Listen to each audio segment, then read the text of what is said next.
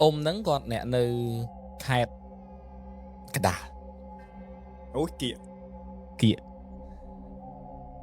ôm mình cho sai hướng vậy mình tích dần nè ở khi đó đập nhóm tục chỉ ca khẩm sán đừng do ắt này ở rong bị không sai hướng tiệp quan chỉ mùi nâng rương bao nhóm cư phải từ lừa hai cặp đất để nhóm thọp chuốc bàn tay ti tăng cặp bạn để chạy cặp về lía mua tu ăn hết nhóm miên sật không cá lạp đô đầm bấy ai cái chôn hiệp bà chắc bờ sân chỉ bom ôn sẽ đáp hơi do vậy để không vậy từ ta xua pin khai cần đáo không chia tha bom ônประกอบ chỉ rô mình khơi tệ បាទ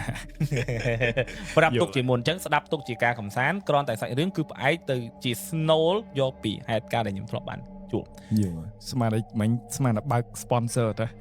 អងសុយគឺជាផែនទីជីវិតនេះសោះអញ្ចឹងវិលមកវិញកូនគាត់ពីដើមមកហ្នឹងពីទូចមកអត់ដូចកូនគេកូនឯងដែរអញ្ចឹងណា មាននេះតែ វាមិនអត់ទេថាអត់មានអីប្លែកទេតែនិយាយថាចិញ្ចឹមស្រួលអីទៅរៀនអីល្អអីដូចគេដូចឯងតោះតែកូនគាត់មានវ័យស្នេហា កូនស្រី កូនស្រី បាទ ចាប់ផ្ដើមបង្កើនការព្រួយបារម្ភខ្លាំងចំពោះឪពុកម្ដាយព្រោះកូនស្រីមានស្នេហា អូ គឺជាពេលវេលាដែលឪពុកម្ដាយជាពិសេសគឺឪពុកដែលគាត់ស្រឡាញ់កូនស្រីគឺគាត់ព្រួយបារម្ភខ្លាចកូនងាយក្នុងការចាញ់បោកជាមួយនឹងភាពស្រស់ស្អាតនៃស្នេហា យល់ អញ្ចឹងគាត់តែងតែតាមដានគាត់តែងតែបារម្ភពីកូនគាត់តែងតែ take care កូនមើលថែរក្សាគ្រប់ជំហានទៅហើយអញ្ចឹងកូនហ្នឹងគឺ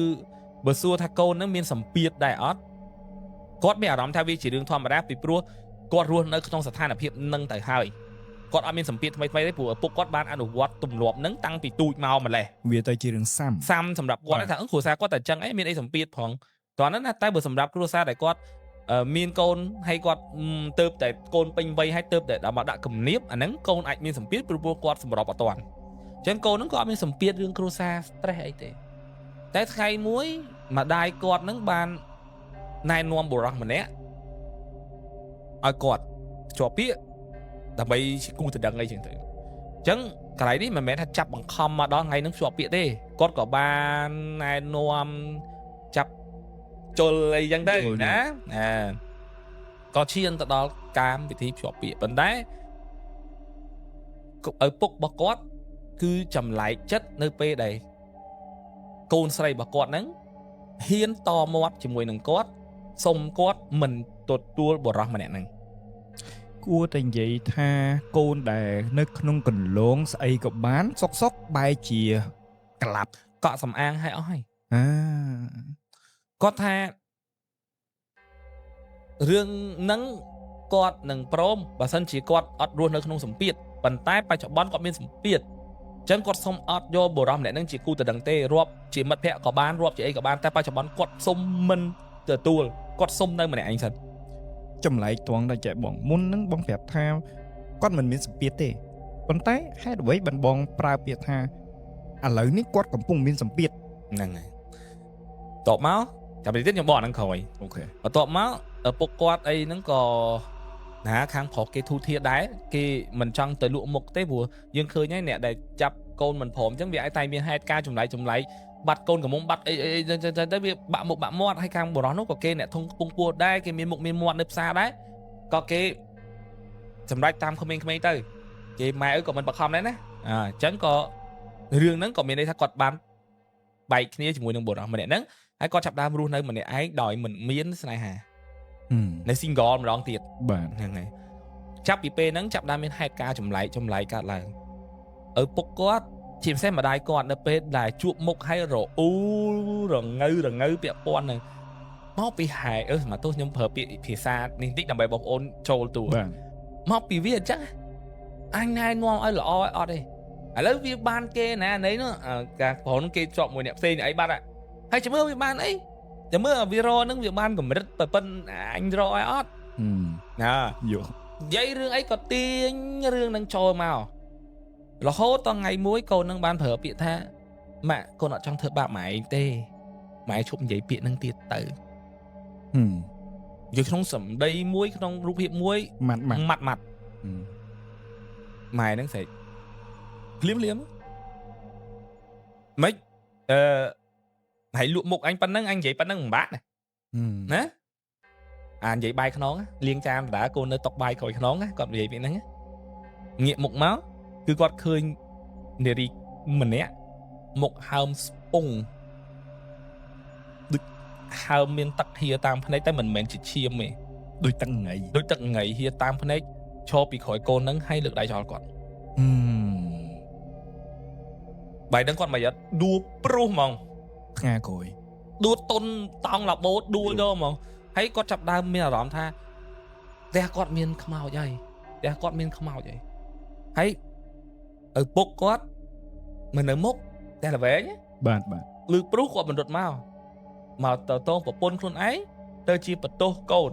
hay thứ ấy mày con ta mày giờ vẫn nói ngày trong bay thơ đo thằng nè thầm đây vậy khăng đo thằng nè ơi mày trong keng phải đôn đua chắc này chim mày chẳng này chẳng mày đúng gọi ta mẹ này cùng tô vía cùng đây vía cùng tô vía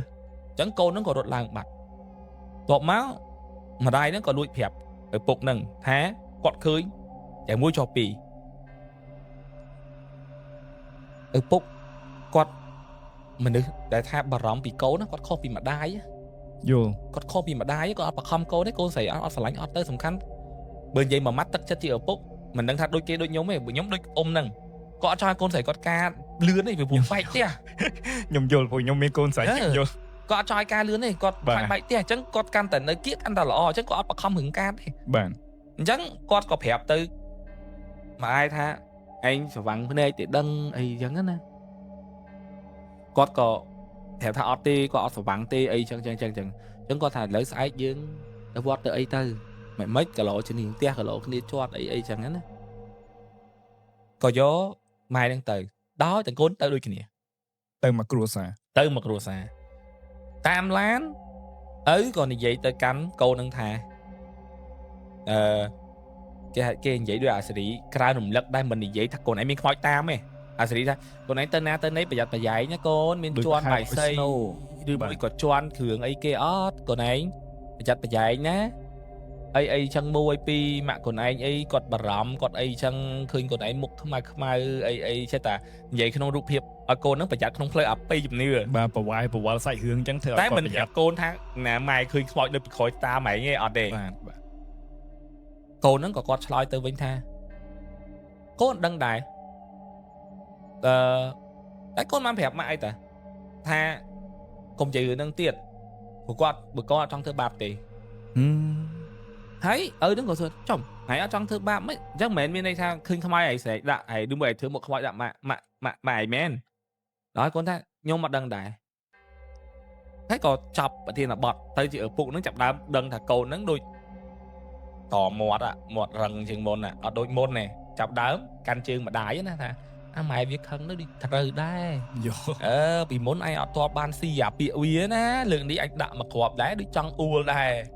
chẳng tới cho chập đá miệng thế mà hồ mày mình to mà lô có prom rồi ấy ok à miếng dụng mũi nữa ở bụng quát ban đa cho vì lơ te cho mà khang hổm á mềm pe dục đi chắc quạt ngư mong buồn mong tiệp lử bạnต่อไปให้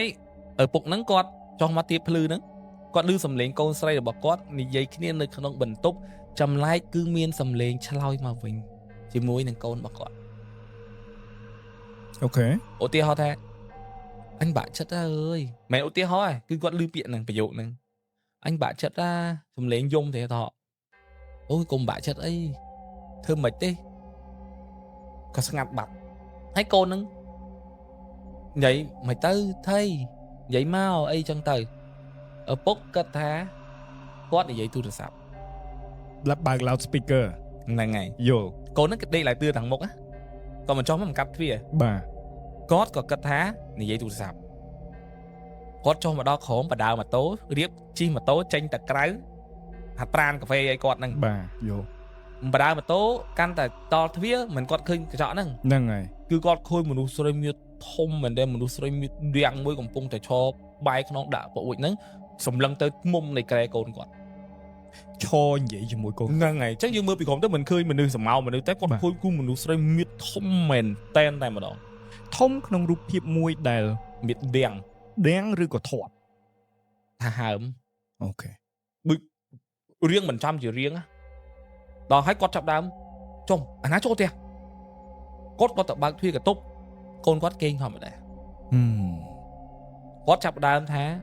អត់ស្រួលហើយអញ្ចឹងគាត់ក៏ទៅប្រាប់ម្ដាយអីចឹងទៅណាថាឯងដូចឃើញដែរអញ្ចឹងណាបាទវិលមកកូនវិញកូនហ្នឹងគាត់តែងតែប្រហើបប្រាប់ពួកម៉ាក់គាត់ថាតែអញអត់ដឹងទេវើយ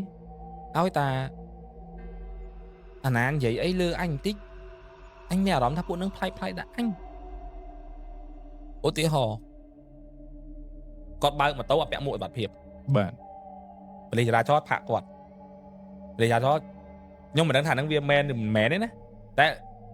ឪពុកនឹងអ្នកប្រាប់ថាកូនប្រាប់គាត់ប៉ូលីសចរាចរណ៍ប្រាប់គាត់ថាអត់ពាក់មួកទាំងពីរនេះឃើញគាត់ទីម្នាក់ឯងទេយល់ហើយខ្ញុំអត់ដឹងថាប៉ូលីសចរាចរណ៍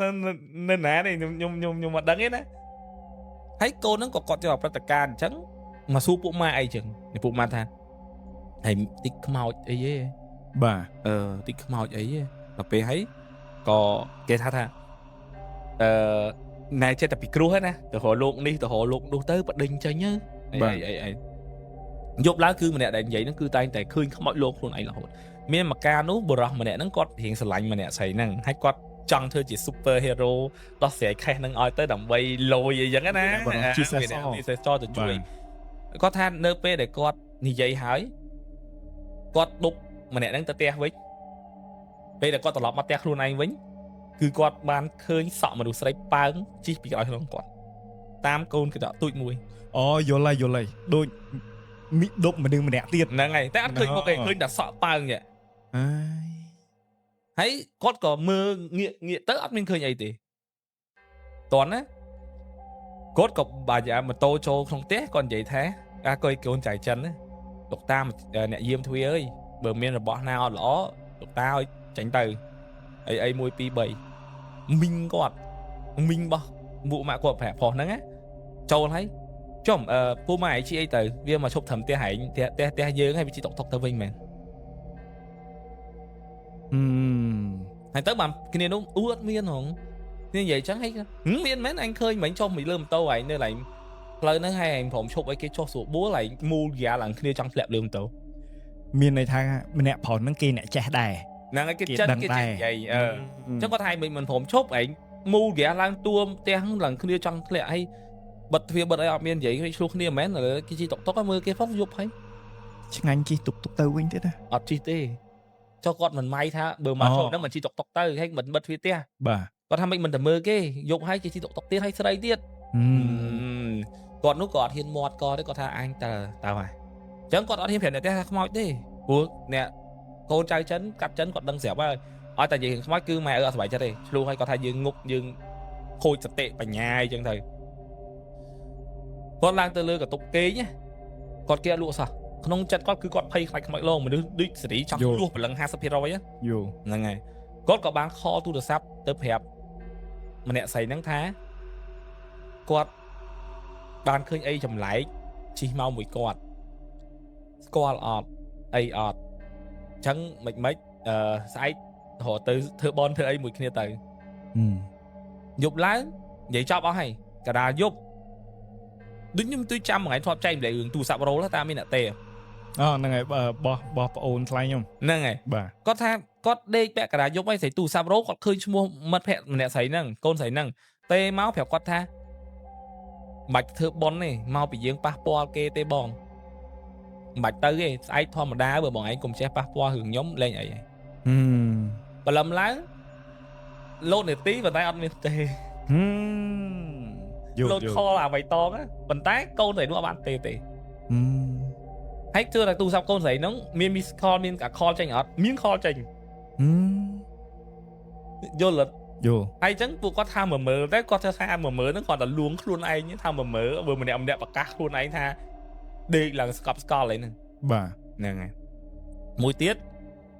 កូនស្រីហ្នឹងគាត់ចាប់ដើមមានសម្ពាធទៅក្នុងជីវិតរបស់គាត់ដោយសារតែគាត់ឬពួកម៉ាអីនិយាយចឹងទៅអីចឹងទៅ1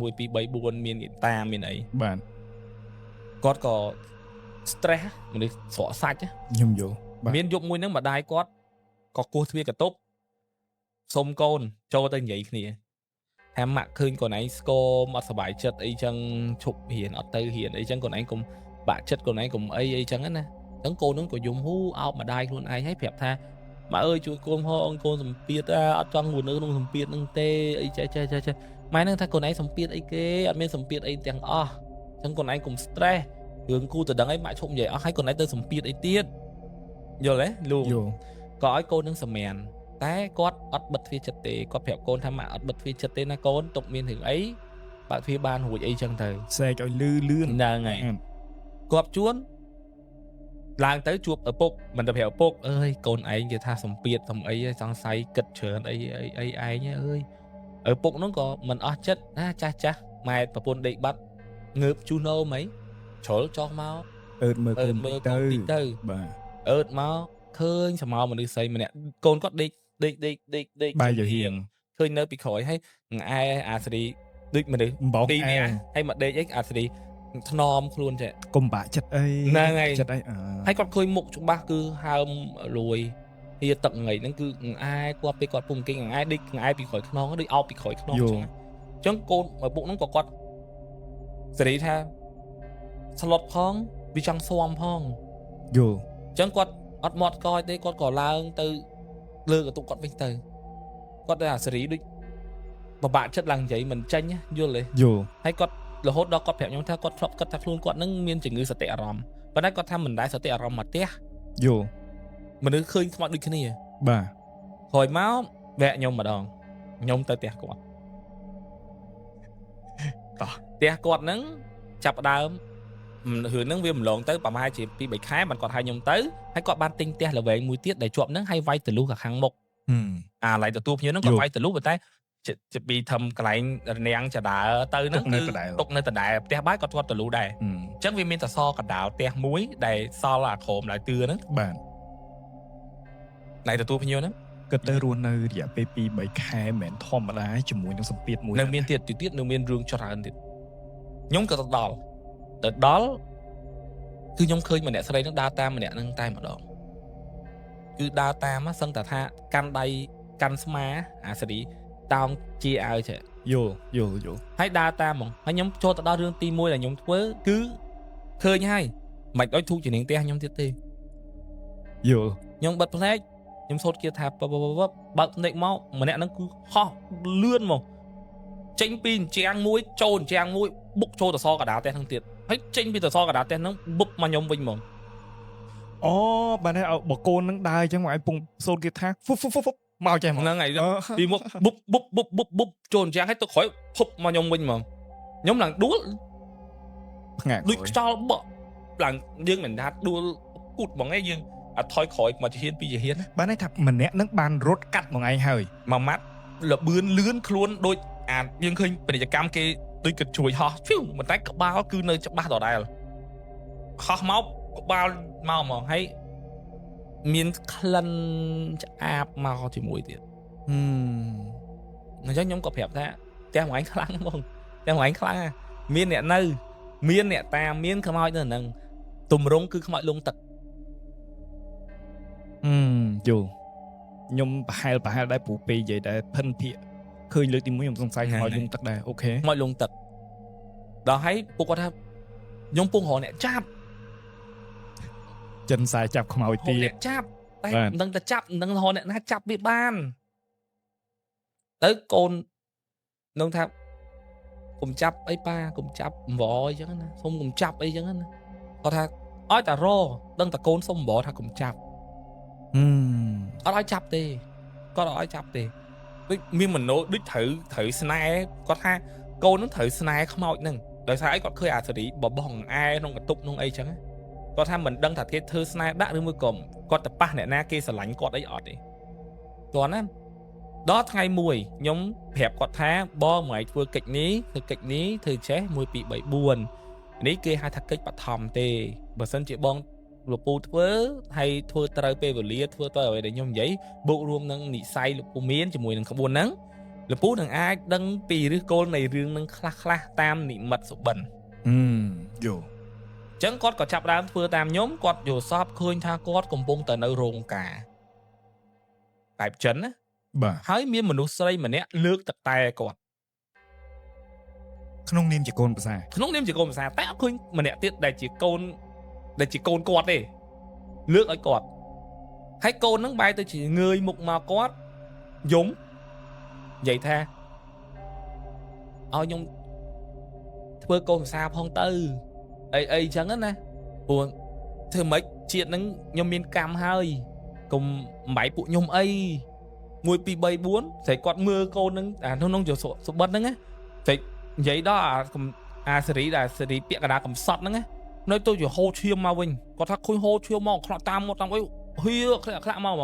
គាត់ក៏ភ្ញាក់ប្រពន្ធគាត់ដឹងប្រពន្ធគាត់យកសក់ឃើញអីអត់យកសក់ឃើញកាត់សក់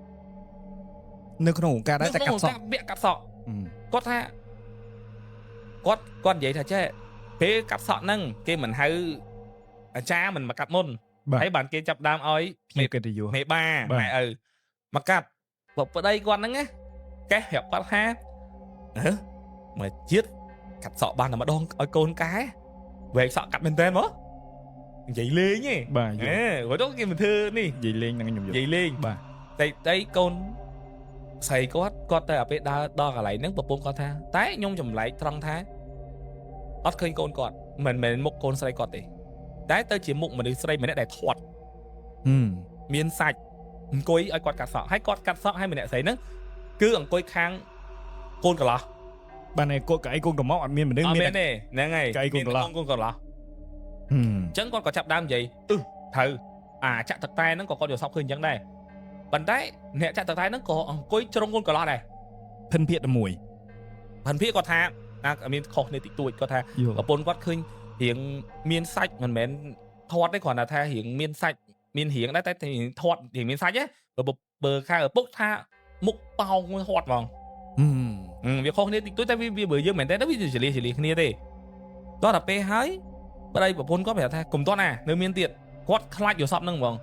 ដោយសារតែគាត់ចាប់ដើមកាន់ក្រាស់ស្កាត់សក់មិនលើកកញ្ចក់ដាក់ចូលបាទ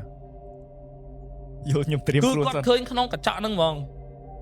អត់មានភ្នែកទេភ្នែកមួយយើងទៀតលៀនហើយច្រមុះដូចគាត់ថាមានដូចសបោអីចឹងហៀមកក្នុងហ្នឹងហ្មងហើយគាត់ក៏ធ្លាក់កញ្ចក់ធ្លាក់អីទៅបាទនៅក្នុងរោងការគេនាំនេះស្រីឈរឡើងទាំងអស់ទាំងអាចារ្យទាំងអីឈរឡើងហើយឆ្អល់គាត់ស្រីថាសោយដាក់គាត់ទាំងអស់គ្នាហ្មងហើយគាត់ភ្ញាក់ព្រឺតគាត់ថាតទេមកខ្ញុំគាត់ថាមែនតែមិនដូចតែខ្ញុំនិយាយថាមួយអាទិត្យទេវាចូលមួយខែមិនគាត់យកសពអញ្ចឹងគាត់ថាមុនគាត់ថាខ្ញុំឲ្យធ្វើហ្នឹងវា fail ហើយបាទតែឥឡូវនេះវាមួយខែជាងហើយមិនគាត់យកសពអញ្ចឹងឡើងគាត់វិញខ្ញុំថា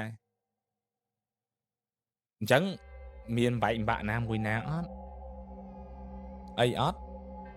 គាត់កាប់ដើមអត់មកកោគាត់ថាបើឲ្យបែកបាក់ដូចអត់មានទេបើបែកមានតែគូតតដឹងនឹងមួយអាហ្នឹងសាច់ការដែលគាត់និយាយតែក្រៅពីហ្នឹងវាមានសង្សារដែរតែវាអត់សាច់ការទេវាបែកគ្នារឿងវាអញ្ចឹងណាកូនហ្នឹងក៏ចាប់យើងក៏ចាប់ដើមសួរកូនហ្នឹងថាមិនដែរកូនអីអញ្ចឹងពួកហ្នឹងក៏លួងសួរវាយដឹងអត់មនុស្សអត់ចេះ design poster តិចដាក់ពាក្យសម្ភាសបានប្រធានមេធីមគេហៅមេធីមផ្នែក design ជាប់ហើយអ្នកសម្ភាសប្រាប់ថាចេះបងផ្ដល់ឱកាសអនឡាញចាស់ព្រោះបងមានអារម្មណ៍ល្អថាអនឡាញដូចមានគេជួយអានេះលក្ខណៈដូចចេះត្រឹមតែ Canva ប៉ុន្តែ apply graphic design director ជាប់របៀបចឹងហើយគាត់ថាមានពេលមួយនោះគាត់បែកកង់ម៉ូតូជិះម៉ូតូម្នាក់កូនស្រីហ្នឹងគាត់ក៏ប្រាប់ថាមានតែធំជិះសិនបដាតកើតទេខូចពវៀនក៏ខូចទៅព្រោះងឹតពេកដល់ណាគាត់ជិះស្រីមានម៉ូតូប៉ះកង់ចល័តគេជិះមកបែកកង់មែនចៃដន្យហ្នឹងហើយគាត់សួរថាមិនបែកដឹងខ្ញុំជិះរហូតតាខ្ញុំគេទៅប្រាប់ខ្ញុំអ្នកជិះម៉ូតូនៅនោះគេថាផ្លូវហ្នឹងមានមីអូនមួយបែកកង់ម៉ូតូហើយគាត់ថាអត់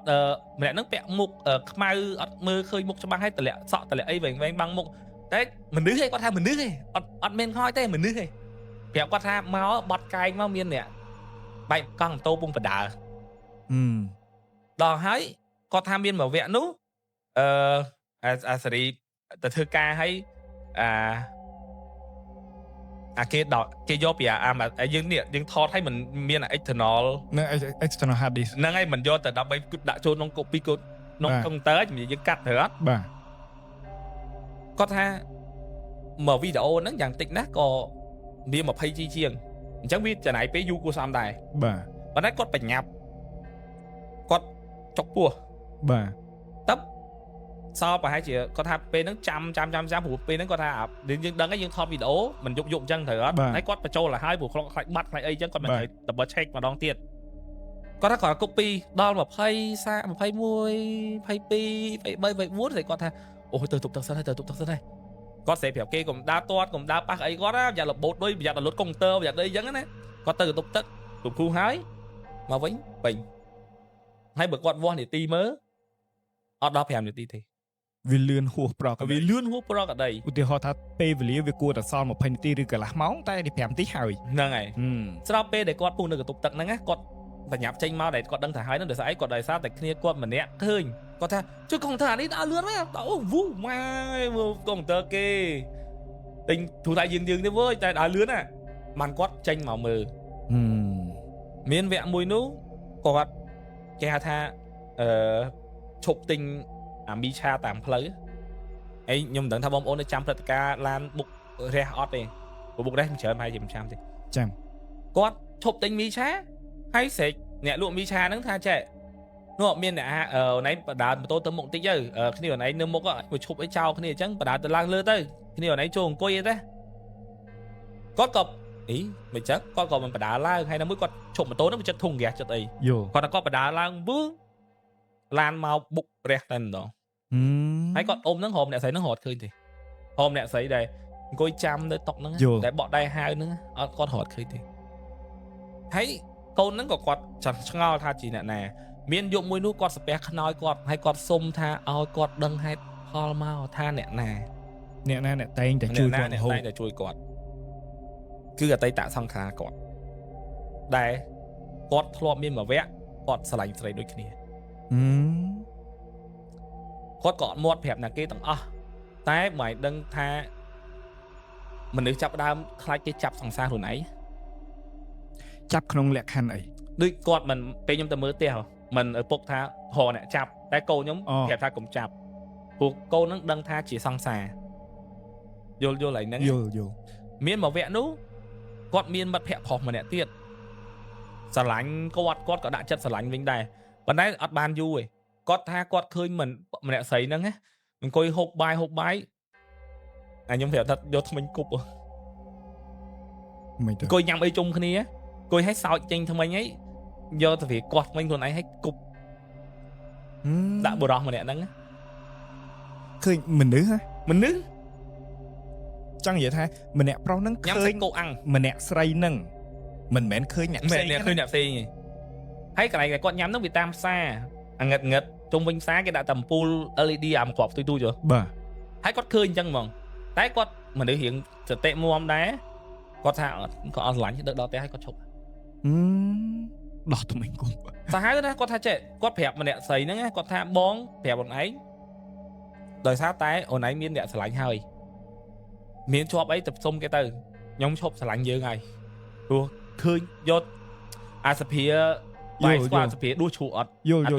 បាទដួសដាក់ចូលអញ្ចឹងកោះមកបដ ாய் ហ្នឹងហើយកោះមកបដ ாய் គឺគាត់ថាអត់មានអ្នកណាស្រឡាញ់គាត់បានទេគាត់តែមានកិច្ចមួយដែលយើងហៅថាកិច្ចតងបលឹងមកសួរបានដឹងថាជាអតីតសង្សារស្រីរបស់គាត់ហើយគ្រប់យ៉ាងដែលកូននឹងមានណាព្រោះកូននឹងរៀនអន់រៀនវាមិនថាប្រកែខ្លាំងណាស់ទេប៉ុន្តែសមត្ថភាពការងារប្រាក់ខែគឺម្នាក់ស្រីនោះជាអ្នកជួយទាំងអស់មានន័យថាអ្វីដែលគាត់មាននឹងវាហួសពីសមត្ថភាពដែលគាត់មានរហូតដល់គាត់គិតថាអ្នកហ្នឹងគឺអ្នកថែគាត់លែងជាខ្មោចយល់ហើយឪពុកហ្នឹងគាត់ធ្លាប់ប្រាប់មួយម៉ាត់ប្រាប់ម៉ែដែរថាធ្លាប់យើងធ្លាប់បំបែកគេអីចឹងហើយគាត់ក៏អត់មានលវីលវល់ព្រោះកូនធ្លាប់ស្រឡាញ់ស្រីមួយវគ្គចឹងទៅម៉ែបំបែកមុននឹងយកគូទៅដឹងនឹងហើយអាវគ្គដែលគាត់មានសម្ពាធហ្នឹងគឺដោយសារតែហើយគូទៅដឹងគាត់ហ្នឹងមកបញ្យល់ទូរស័ព្ទគាត់ថាគាត់អត់អាណាស្រឡាញ់បានទេបើសិនជាមានអ្នកណាស្រឡាញ់ឬមួយក៏កណ្ដាលគាត់នឹងកាច់បំបាក់កអ្នកហ្នឹងទៅមកហើយគាត់ថាបើមិនជឿ បើមិនជឿសាក់ប្រាប់គេបើនៅតែនិយាយតែដែរប្រាប់គេថាប្រយ័ត្នខ្លួនអ្នកនឹងមានរឿងហ្នឹងគាត់មានស្ពាយអាបដាសានឹងក្នុងចិត្តអាសាអាចម្ងល់ហ្នឹងយល់ គាត់ប្រើប្រាស់មុនគេគឺលើម្ដាយគាត់ដែលពេលដែលពងតែនិយាយកលេចមកក្រោយដួលបាទចាប់ថ្ងៃហ្នឹងមកគឺគាត់ខ្លាចជាមនុស្សម្នាក់ដែលរស់នៅមានសម្ពាធសឹងតែស្រកគីឡូសតិអារម្មណ៍ប៉ុន្តែអ្វីដែលគាត់ចង់បានគឺបានគ្រប់យ៉ាងចង់មានចង់បានលុយចង់បានទ្រព្យសម្បត្តិស្អីក៏គេឲ្យដែរអត់តែម្យ៉ាងហ្នឹងហើយយល់ហើយរហូតដល់ចុងក្រោយតងបលឹងចូលកូនស្រីហ្នឹងចូលម្នាក់ហ្នឹងចូលហ្មងយំបោកខ្លួនថាហេតុអីក៏បំបែកគាត់ស្រឡាញ់ខ្លាំងណាស់មិនបំបែកអញអញ្ចឹងអីចឹងឥឡូវអញលងទឹកហើយអញនៅយាមទឹកនៅនេះនៅនោះនិយាយវើវាអីចឹងណាហើយគេសួរថាឥឡូវចង់បានអីឃ្លានអីចង់ឲ្យគេម៉េចអត់ទេចង់ទៅនៅមួយវាចង់នៅមួយវាអីចឹងទៅដល់ពេលហើយក៏គេយ៉ាអ្នកគេចេះអាចារ្យអីគេនិយាយចឹងណាព្រោះយើងធ្វើកិច្ចតាមបែបខ្មែរច្រើនអញ្ចឹងគាត់និយាយថាអើចេញទៅដោះលែងគ្នាទៅមនុស្សស្រឡាញ់គ្នាគេមិនដែលឃើញមានទុកអីទេព្រោះគាត់ទៅតបមួយអាចារ្យនឹងវិញថាកុំចេះរឿងយល់កុំចេះរឿងអញស្នេហាអញអត់យល់ទេអីចឹងតទៅបានឪពុកគាត់សាពះដល់ដីហ្មងគាត់ថាដោះលែងកូនគាត់ទៅគាត់អត់ភ្លេចនឹងរឿងមួយហ្នឹងទេប៉ុន្តែដោះលែងឲ្យកូនគាត់មានជីវិតមួយដែលល្អបើស្រឡាញ់កូនគាត់គួរតែឲ្យកូនគាត់មានសេរីភាពហើយជួយកូនគាត់បន្តទៀតទៅក្នុងផ្លូវផ្សេងហើយម៉ែនឹងប្រាប់ថាមានឲ្យវាមានកូនឲ្យវាមានគ្រួសារទៅមីអូនអើយដោះលែងអីចឹងទៅចុងក្រោយក៏កូនស្រីហ្នឹងគាត់ថាគាត់មិនដោះលែងប៉ុន្តែគាត់នឹងឲ្យកូនហ្នឹងមានក្តីសុខបាក់យល់ឲ្យមានក្តីសុខតែមិនដោះលែងក្រោយមកឥឡូវនេះបច្ចុប្បន្នហ្នឹងណាឥឡូវដែលរឿងហ្នឹងវាមិនយូរហើយម្លងហើយវាស្ងប់ស្ងាត់ហើយឥឡូវមានគ្រួសារហ្នឹងហ៊ានតែស្រែកកំហុកដាក់រឿងមកនៅតាមហើយមានកូនមួយគ្រួសារក្រោយហ្នឹងនិយាយទៅគឺកំងអីសឹងថាបានណាដូចចិញ្ចឹមមនុស្សយល់ដល់រងថ្ងៃហ្នឹងក៏នៅអត់តាន់ដើរចេញពីជីវិតគេហ្នឹងដែរចឹងបានតែគេបើកដើរឲ្យមានគ្រួសារមានកូនហើយតែហ៊ានតែប្រើសម្ដីគួនទៅលើមនុស្សដែលខ្លួនឯងស្រឡាញ់ទូអើយលៀបចឹងហ្នឹងហើយហ្នឹងខ្ញុំថារំភើបវាមិនរំភើបអីប្រហែលទេតែគាត់ថាសាច់រឿងវា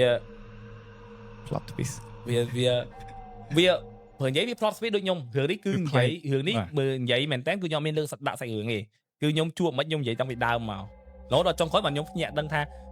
ចុះយើងតែងតែឮថាព្រាយស្រឡាញ់អ្នកតាស្រឡាញ់អ្នកតាចង់យកធ្វើប្រពន្ធអីណាតែរឿងនេះមិនដឹងថាតៃតាខ្លួនឯងសង្សារតៃហោងខ្លួនឯងដែលសម្លាប់ខ្លួនដោយសារតែអត់បានគ្នាហ្នឹងអញ្ចឹងអូខេខ្ញុំប៊ីសួរថាហេតុអ្វីបានម្នាក់នឹងស្លាប់បែកគ្នាដែលបខំឲ្យយកគូទៅដឹង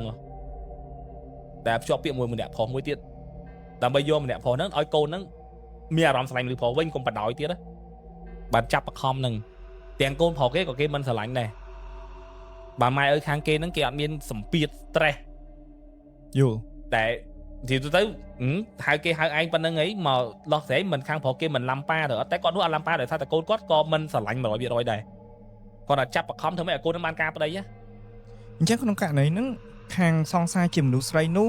ពេលដែលបំបាក់ហ្នឹងទៅក៏ឈឺចាប់ខ្លាំងពេកក៏លោតអត់មានឈឺចាប់ទេគ្រាន់តែផ្ដាំគ្នាហើយទៅលោតសម្រាប់ទូតែម្ដងអូយអហោសកម្មអនិច្ចា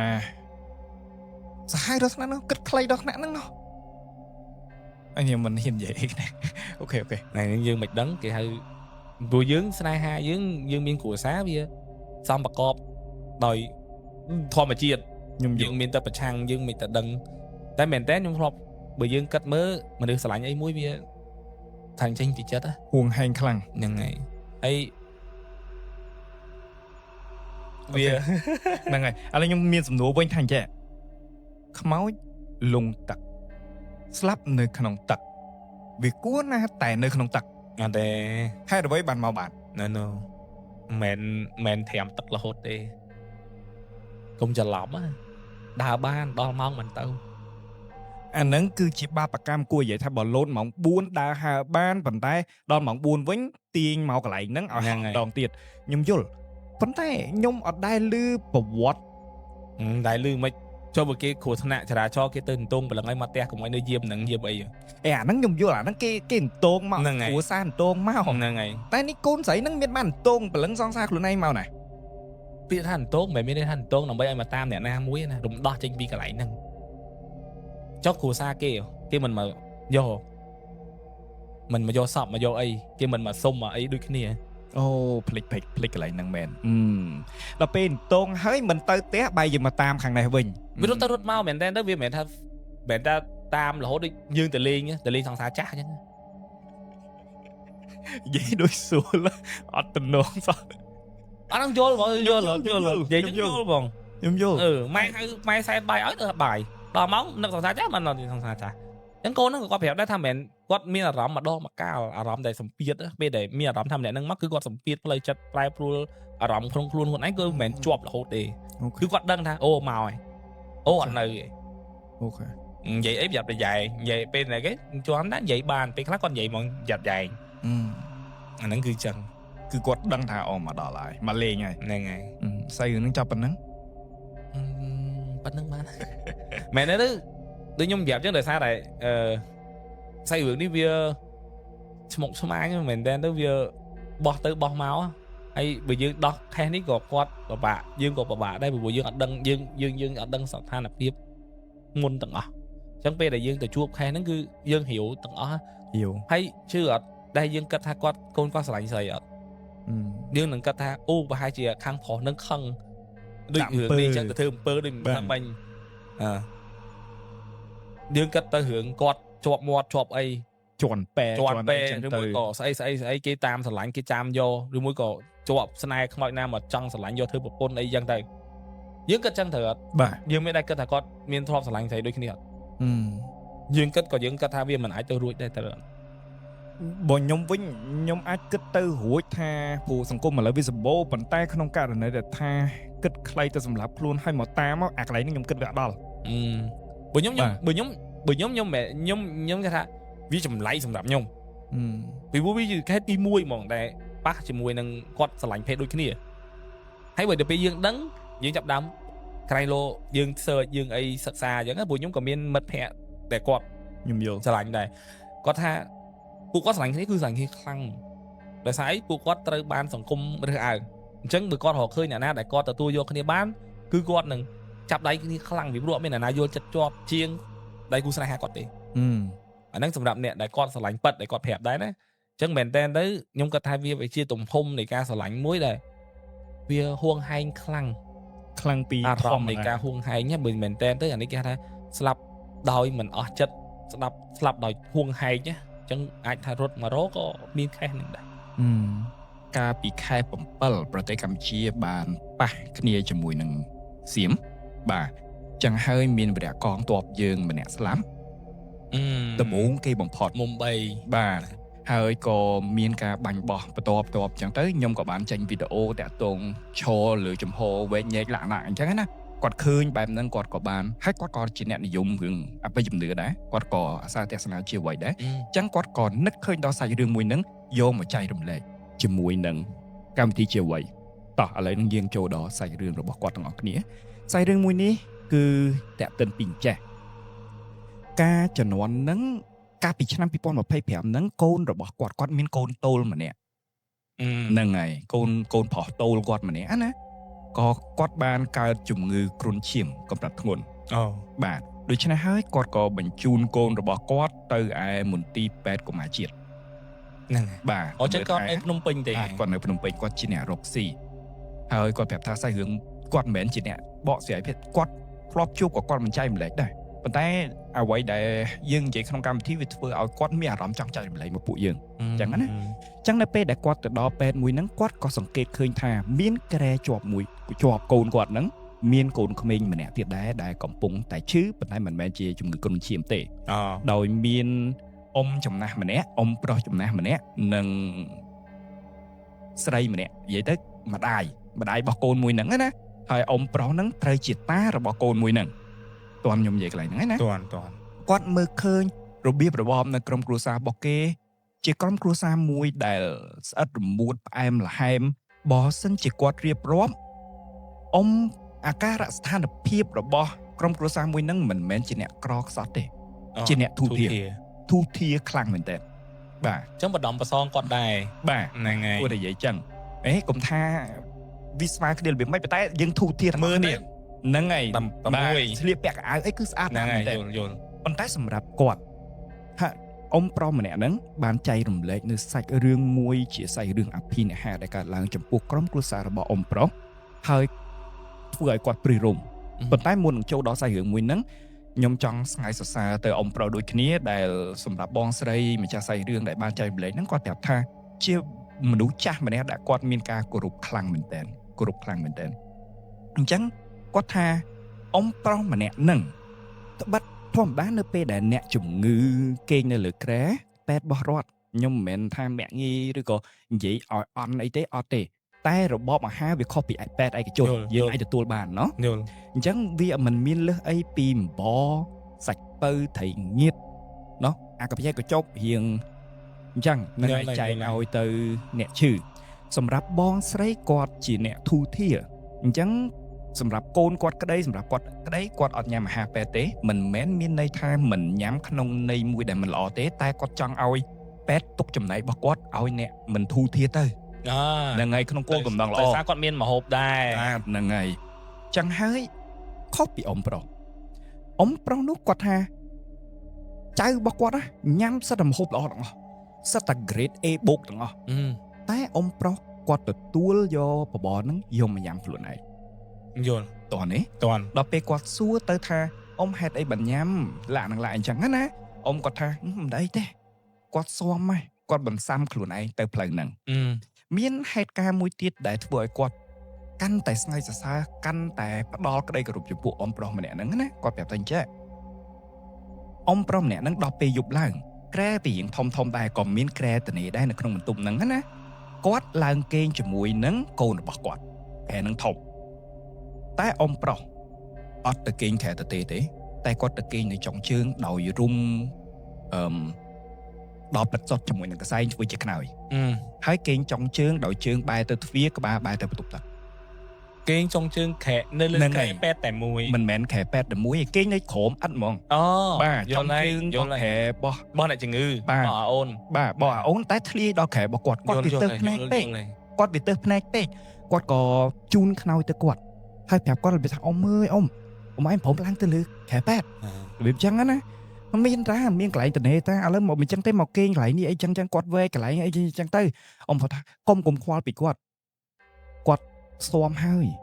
អ្វីដែលសំខាន់អ្វីដែលធ្វើឲ្យគាត់សប្បាយចិត្តគឺអ្នកដែលនៅជុំវិញខ្លួនគាត់គឺល្អហើយសប្បាយចិត្តសម្រាប់គាត់មិនទៅអញ្ចឹងវាពាក្យមួយម៉ាត់នេះហើយដែលធ្វើឲ្យគាត់មានអារម្មណ៍ថាមានមនុស្សចឹងដែរសម័យហ្នឹងនៅសមមនុស្សល្អបែបហ្នឹងដែរអាសូរតែអ្នកអត់ទៅមិនហ៊ានគាត់យល់តែនេះជាមនុស្សធូរធារខ្លាំងមែនទែនតែប្រកបអាកប្បកិរិយាមួយដែលគួរឲ្យតម្លៃខ្ពស់យ៉ាងហ្នឹងណារហូតដល់មួយថ្ងៃជា2ថ្ងៃគាត់ក៏មានការសំណេះសំណាលរាប់អានគ្នាយ៉ាងជិតស្និទ្ធជាមួយនឹងអ៊ំស្របពេលនោះមានហេតុការណ៍មួយកើតឡើងតាក់ទិនជាមួយនឹងផ្ទះបាញ់នៅកូវត្តបាទតែប៉ះពាល់អាយុជីវិតដែរណាបាទដែលប៉ះពាល់ជាមួយនឹងអាយុជីវិតបូករួមជាមួយនឹងមានឆ្កែលូវីដេអូផ្អើលពេញ Facebook ហ្នឹងហើយថាបារមីបង្ហាញរិទ្ធឡាក់អញ្ចឹងណាចឹងហើយគាត់ក៏បានពិភាក្សារឿងនយោបាយជាមួយនឹងអ៊ំប្រុសអីចឹងទៅក៏បានដឹងថាអ៊ំប្រុសគឺជាអតីតទាហានបាទគាត់អត់ត្រែតហើយគាត់ធូធាតែគាត់ជ្រើសរើសនៅចំការហើយគាត់បានដឹងថាកូនស្រីនេះដំបូងគាត់មានកូន2នាក់ប៉ុន្តែកូនពៅរបស់គាត់ត្រូវបានបាត់បង់ជីវិតនៅសល់តែកូនស្រីម្នាក់ទេអញ្ចឹងកូនស្រីហ្នឹងក៏ជាកូនតូលដែរអញ្ចឹងគាត់បានពិភាក្សាតាក់ទិនរឿងនយោបាយឈានដល់រឿងផ្ទះបាញ់ឈានដល់រឿងឆ្កែលូមកបង្ហាញតាមទូរស័ព្ទនិយាយគ្នាជាមួយអ៊ំទៅវិញទៅមកអញ្ចឹងទៅគាត់ក៏ប្រាប់ថាចេះអ៊ំអើយមិនធម្មតាទេណោះទឹកដីយើងគឺអស្ចារ្យអច្ឆរិយៈគាត់ជឿលើបាមិនដូនតាវាអញ្ចឹងអ៊ំប្រុសក៏ប្រហែលថាអូនណា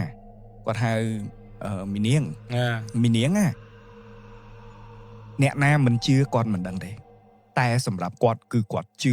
100% ព្រោះមានរឿងហេតុអស្ចារ្យកើតទៅលើគាត់ ឥឡូវនេះយើងនឹងចូលដល់សាច់រឿងរបស់គាត់ថាតើមានរឿងអ្វីខ្លះដែលកើតឡើងជាមួយអ៊ំប្រុសសង្គ្រាមរវាងកម្ពុជានិងសៀមកើតឡើងប៉ះមកយើងអាយុធំប៉ុណ្នេះណាប៉ះតាន់2ដងម្ដងឆ្នាំមុននិងម្ដងទៀតឆ្នាំ2008 ហ្នឹងហើយ តាក់ទិនជាមួយនឹងភាសាពេល តែវាដូចគ្នា អូខេអញ្ចឹងនៅពេលនោះកូនស្រីរបស់គាត់មានកូនតែម្នាក់ទេកូនបងហ្នឹងហើយជាកូនស្រីដូចគ្នាអញ្ចឹងហើយមានថ្ងៃមួយក្រុមគ្រួសាររបស់គាត់មុននឹងកើតសង្គ្រាមណាក្រុមគ្រួសាររបស់គាត់បានទៅដែនដីអច្ឆរិយៈពលគឺខេត្តសៀមរាបអញ្ចឹងប្រជាជនរបស់យើងនៅពេលដែលទៅដល់ខេត្តសៀមរាបធ្វើអីគេសែនព្រេននឹងដើរលេង ហ្នឹងហើយ 100% ហ្នឹងហើយក ន្លែងមួយដែលមិនចោលគឺព្រះអង្គជ័យព្រះអង្គចោមបាទកម្រមានអ្នកចោលណាស់ព្រោះយើងជិះទៅដល់គឺដល់ព្រះអង្គជ័យព្រះអង្គចោមមុនគេ សឹងតែថាគេស្គាល់ខេត្តសៀមរាបក្រៅពីស្គាល់អង្គរវត្តបើសម្រាប់ប្រជាជនយើងគឺគេស្គាល់ព្រះអង្គជ័យព្រះអង្គចំហ្នឹងហើយ បាទត្រឹមត្រូវក្រុមគ្រួសារគាត់ពេលដែលចូលទៅដល់ទឹកដីមួយហ្នឹងគាត់ក៏បានចូលទៅដល់ទីតាំងព្រះអង្គជ័យព្រះអង្គចំដោយគាត់បានថ្វាយភ្លេងទៅដល់ព្រះអង្គជ័យព្រះអង្គចំហើយក្រុមគ្រួសារគាត់ចាប់ផ្ដើមរៀបចំដង្វាយរៀបចំទាញធូបយកមកអុជនឹងបន់ស្រន់លាក់នឹងលាក់ក្រុមគ្រួសាររបស់គាត់ម្នាក់ណាក៏ដោយមាត់ជីបអូចខ្លះក៏និយាយរៀងលឺណាខ្លាចព្រះអង្គអត់លឺបាទតែសម្រាប់គាត់វិញខុសគ្នាគឺគាត់បានត្រឹមតែសម្លឹងព្រះអង្គជ័យព្រះអង្គចោមបិទមាត់ឡើងចិត្តនិយាយការបន់ស្រន់នៅក្នុងចិត្តតែម្នាក់ឯងទៅកាន់ព្រះអង្គទាំងពីរអង្គសម្រាប់គាត់មិនដឹងថាព្រះអង្គលឺឬមិនលឺទេប៉ុន្តែគាត់ជ្រើសរើសបែបហ្នឹងដោយមិនប្រាប់ក្រុមគ្រួសារគាត់សូម្បីម្នាក់ថាគាត់បន់ស្រន់អំពីអ្វីហ្នឹងហើយគាត់បានប្រាប់ថាអញ្ចឹងអ្វីដែលគាត់បានបន់ស្រន់គឺអញ្ចឹងព្រះអង្គបើព្រះអង្គពិតជានៅហ្នឹងព្រះអង្គមានឫទ្ធិមែនមានបារមីពិតប្រាកដមែនមិនលេងមែនតើណាបារមីពិតជាមានពិតប្រាកដដែរណាពីណានឹងពិតជាមានពិតប្រាកដមែនខ្ញុំជាទាហានជំនាន់មុនខ្ញុំអត់មានកូនស្នងទេកូនខ្ញុំកូនស្រីតែម្នាក់កូនតូនយល់ហើយខ្ញុំក៏ចាស់ដែរមិនអាចបង្កើតកូនបានទេហើយឥឡូវនេះចៅទី1ចៅស្រីទៀតអូសូមមេត្តាប្រទានអ្នកបន្តវេនឲ្យខ្ញុំមកសូមប្រទានអ្នកបន្តវេនឲ្យខ្ញុំមកបើមិនចឹងទេខ្ញុំនេះវាដាច់ខ្សែតាហ៊ានហើយខ្ញុំពូជអ្នកប្រយុទ្ធហើយបើសិតតែស្រីទាំងអស់អញ្ចឹងតើប្រយុទ្ធបែបណាក៏បែបជាពោលបែបហ្នឹងអញ្ចឹងហើយក៏សូមមេត្តាប្រទានកូនប្រុសមួយឲ្យខ្ញុំមកឲ្យខ្លាំងអញ្ចឹងណាដើម្បីបន្តវេនហ្នឹងហើយបន្តវេនពូដោយសារតែគួរនិយាយថាគាត់អ្នកស្មាត់គាត់គឺជាបុគ្គលម្នាក់ដែលដូចជាមួយនឹងកងទ័ពជួរមុខចឹងសម្រុកចូលមិនថយជាដាច់ខាតបាត់បង់ជីវិតក៏បានដែរគឺចូលការពីទឹកដីហ្នឹងហើយចឹងក្នុងករណីនេះហើយគាត់អុជធូបហើយគាត់ប្រាប់ថាបើមិនគាត់ចាំមិនខុសយប់ថ្ងៃដែលគាត់អុជធូបហ្នឹងឬក៏យប់ស្អែកតែពីរហ្នឹងឯងអត់ដឹងថាមួយណាគាត់ភ្លេចដែរគាត់ក៏ទទួលបានសុបិននិមិត្តមួយគាត់ប្រាប់ថានៅក្នុងសុបិននិមិត្តរបស់អ៊ំប្រុសហ្នឹងគឺវាដូចមែនតើបន្តិចវាពាក់កណ្ដាល50-50មិនថាយល់សពតែម្ដងទេក៏មិនថាងើបដែរគេបានទាញព្រលឹងរបស់គាត់ដើរនៅក្នុងអង្គរវត្តគាត់ប្រាប់ថាគាត់ដើរនៅលើអង្គរវត្តម្នាក់ឯងស្ងាត់មែនតើក្នុងប្រាសាទផ្លូវដើរចូលអង្គរវត្តរៀនហ្នឹងហើយផ្លូវវែងហ្នឹងណាយើងឆ្លងស្ពានចាស់ហើយចូលដល់ផែងទី1មិនដីសុទ្ធហ្នឹងហើយគឺកន្លែងហ្នឹងឯងដែលគេមើលលើព្រះអាទិត្យហ្នឹងគាត់ដើរគាត់កំពុងតែដើរអត់មានមនុស្សសំបីតែម្នាក់ស្រាប់តែមានសំឡេងមួយអត់មានរូបរាងទេសំឡេងហ្នឹងនិយាយមកកាន់គាត់ថាចេះយើខ្លាំងណាស់សិតតែចង់ដឹងថាពិតឬមិនពិតទេចាសិតតែចង់ដឹងថាមានអត់បារមីហ្នឹងមានអត់ទេចង់ដឹងនៅហ្នឹងអត់ទេដល់ហើយទៅអ៊ំប្រុសឮសូរតែអញ្ចឹងក៏ប្រាប់ថាអោព្រះអង្គហើយបើសិនជាព្រះអង្គបានឮខ្ញុំហើយនេះខ្ញុំនេះជាទាហានខ្ញុំអត់មានកូនប្រុសស្នងទេឲ្យខ្ញុំសុំមេតបខ្លាំងមួយមកធ្វើជាបើគួរនិយាយថាកូនចៅជំនាន់ក្រោយខ្ញុំតវេនខ្ញុំព្រះអង្គថាយើចង់បានសិទ្ធិមេតបអ្នកខ្លាំងទៀតនិយាយអញ្ចឹងណាគាត់នៅតែមានការអង្វរជាមួយនឹងសម្លេងអត់មានរូបទេគាត់អង្វរចុះអង្វរឡើងអង្វរចុះអង្វរឡើងសម្លេងមួយនោះក៏បានឆ្លើយតបមកគាត់ថាចេះមេតបខ្លាំងអត់មានទេព្រោះមេតបខ្លាំងឥឡូវបញ្ជូនទៅជួរមុខអស់ហើយព ពងតែការពារនោះពួកអាសៀមវាចង់បានប្រាសាទព្រះវិហារអញ្ចឹងមេតបទាំងឡាយគឺនៅខាងមុខអស់ហើយអត់មានមេតបណាខ្លាំងទៀតទេឲ្យអត់បានគាត់នៅតែមានការអង្វរចុះបើសិនជាអត់ឲ្យទេខ្ញុំមិនដាច់ ហ្នឹង ខ្ញុំសិតតែស្រីទាំងអស់មកផ្ទះនេះគិតមិន អូ បាទអញ្ចឹងបបចុះបបឡើងព្រះអង្គថាមេតបខ្លាំងមិនមានតែគាត់អាចឲ្យលោកយាយជីម្នាក់ឲ្យព្រោះដោយសារតែលោកយាយជីម្នាក់ហ្នឹងជាអ្នកសន្សំបុណ្យបារមីនៅតំបន់អង្គរវត្តហ្នឹងយូរហើយគឺដល់ពេលវេលាដែលគាត់ត្រូវទៅចាប់ជាតិហើយយកបានអត់អញ្ចឹងអ៊ំប្រុសគាត់នៅតែពិចារណាថាយកគាត់ចង់បានប្រុសហ្នឹង ពួកខុសគ្នាដាច់ណា បាទស្រីហើយនឹងប្រុស ខុសគ្នា មេតបនឹងយាយជីខុសគ្នាដាច់គាត់ពិចារណាទៅវិញទៅមកគាត់ក៏សម្រេចចិត្តថាគាត់ទទួលស្រាប់តែសម្លេងមួយហ្នឹងបានផ្លាស់ប្ដូរបរិវេណទាំងអស់នៅក្នុងអង្គរវត្តហ្នឹងទាញគាត់ឲ្យដើរមួយជំហានស្រាប់តែនៅក្នុងតំបន់អង្គរវត្តហ្នឹងវាមានភូមិអ្នកសច្ចាំងនៅក្នុងហ្នឹងតែចម្លែកត្រង់ថាមានយាយជីម្នាក់មួយអង្គអត់មានសក់ទេអត់មានចើមទេកំពុងតែអង្គុយតាំងសមាធិព្រះអង្គក៏ប្រាប់ថានាំគាត់ទៅចឹងណាគាត់ក៏ដើរទៅកាន់លោកយាយជីហ្នឹងហើយក៏នាំរបៀបថាយាយអើយមកចាប់ជាតិមួយគ្រួសារខ្ញុំមកវាអញ្ចឹងប៉ុណ្ណឹងគាត់ក៏ដឹងខ្លួនឡើងពីដំណេកអានេះចូលលក្ខណៈសុំអ្នកបន្តវេនណាបាទក្រោយពីដឹងខ្លួនពីដំណេកគាត់ក៏បានប្រាប់ទៅដល់ក្រុមគ្រួសារគាត់ទាំងអស់ថាយំមិញគាត់មានសុបិននិមិត្តថាយើងនឹងមានអ្នកបន្តវេនប៉ុន្តែមិនមែនមេតបទេច្បាស់ណាស់ប្រកាសជាស្រីគាត់ប្រាប់មុនតងន់ណាហ្នឹងហើយហើយគាត់ប្រាប់ក្រុមគ្រួសារគាត់ទៀតថាអញ្ចឹងមិនលឹះមិនខ្វះមួយខែទៅ2ខែទៀតខ្មែរនិងសៀមនឹងប៉ះគ្នាគាត់និយាយចឹងមុនណាហើយបើសិនជាយើងថាអាហ្នឹងយើងមើលព័ត៌មានបានអ្នកធ្វើសង្គ្រាមមិនដែលបន្លាចព័ត៌មានមុនទេត្រូវវាយហើយត្រូវទេបាទវាយហើយទៅបន្លាចគ្នាតាមក្រោយតែប៉ះសិនឲ្យមានហេតុការណ៍សិនរឿងអីគាត់ដឹងគាត់មិនបានប្រាប់រឿងរ៉ាវទាំងអស់ទៅកាន់អ្នកណាគេម្នាក់នោះឡើយ2ខែកន្លងមករឿងហេតុនៅក្នុងឆ្នាំ2008បានកើតឡើងយ៉ាងពិតប្រាកដមែនសៀមហើយនឹងខ្មែរបានប៉ះគ្នាជំលោះព្រះវិហារមួយខែក្រោយពីគាត់សុបិនកូនស្រីរបស់គាត់ពិតជាទងន់មែនតែបញ្ហាបងស្រីគាត់ស្ដាប់ប៉ុណ្ណឹងគាត់ព្រឺហូមមកតង់ណាគាត់ក៏សួរដេញថាចេះចុះកូនសុំគេចឹងស្រួលអត់របៀបម៉េចហ្នឹងហើយវាមានអាការៈរបៀបម៉េចអីរបៀបម៉េចអ៊ំប្រុសគាត់ក៏បានរៀបរាប់ពីរឿងហេតុទាំងឡាយតាំងពីមានកូននឹងរហូតដល់កើតរហូតដល់ធំតិចគាត់ប្រាប់ទាំងអស់តែម្ដងតោះចូលលំអិតហើយណាគាត់ថាកូនទី1របស់កូនគាត់ចៅទី1របស់កូនគាត់ណាកូនគាត់កើតកូនស្រួលណាស់អត់មានធ្វើទុកអត់មានចាញ់អ្វីទាំងអស់តែកូនទី2នេះជាកូនសុំនេះចាញ់សឹងតែរាល់ថ្ងៃធ្លាក់គ្រាន់តែនិយាយពីសាច់ធ្លាក់ឈាមមិនតិចដងទេ